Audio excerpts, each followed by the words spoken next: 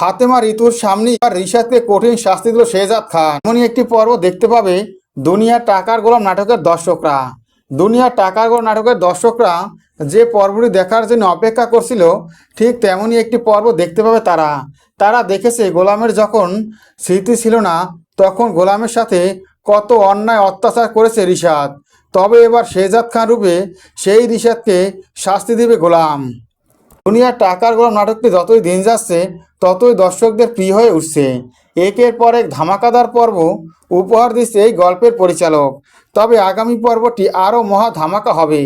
টান টান উত্তেজনা থাকবে আগামী পর্বে। এবার কঠিন শাস্তি পাবে রিশাদ। চলুন তাহলে সেই পর্বটি সম্পর্কে আমরা জেনে নেই। ইতিমধ্যে আমরা দেখতে পেয়েছি আসল সত্যিটা জেনে গেছে শেহজাদ খান। শেহজাদ খান জেনে গেছে ফাতেমা রিশাদকে বিবাহ করেছিল। ফাতেমা শুধুমাত্র গোলামের স্মৃতিশক্তি ফেরানোর জন্য এই বাড়ির ছেলেটাকে সে বিবাহ করে। ফাতেমা এটাও স্পষ্ট জানিয়ে দিয়েছে রিশাদকে সে বিবাহ করলেও এক মুহূর্তের জন্য রিশাদ শরীরে আঘাত করতে পারেনি, শরীরে কোনো টাচ করতে পারেনি রিশাদ। এ কথা শুনে খুবই খুশি হয় শেহজাদ খান। শেহজাদ খান বলে, আমরা আবার নতুন করে বিবাহ বন্ধনে আবদ্ধ হব, তাহলে আমরা দুজনে বৈধ স্বামী স্ত্রী হতে পারবো। যে কথা শুনে খুবই খুশি ফাতেমা ও ফাতেমার মা। এই মাঝে দেখা যায় অফিস থেকে ফোন করে জানানো হয় রিশাদ অফিসের সবকিছু উলটপালট করে বাড়িতে চলে গেছে। কথা শুনে খুবই রেগে যায় শেহজাদ খান। শেহজাদ খান ছুটে আসে মির্জা বাড়িতে। মির্জা বাড়িতে আসলে মির্জা বাড়ি কেউ শেহজাদকে চিনতে পারে না। এমন লুক দেখে অবাক হয়ে যায় বাড়ির সবাই, কিন্তু শেহজাদও মির্জা বাড়ির কাউকে চিনতে পারে না, যেটা দেখে অবাক হয়ে যায় মির্জা বাড়ির সবাই। তখনই রিশাদকে বলে এই বাড়ির রিশাদকে। তখন রিশাদ উপর থেকে নেমে আসে, বলে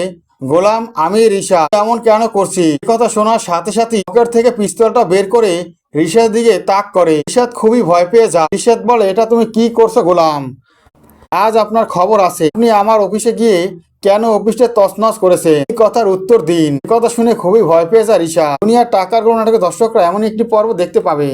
দুনিয়ার টাকার গোলাম নাটকের পরবর্তী আপডেট পাওয়ার জন্য আমার চ্যানেলটি সাবস্ক্রাইব করে বেল আইকন অন করে রেখো।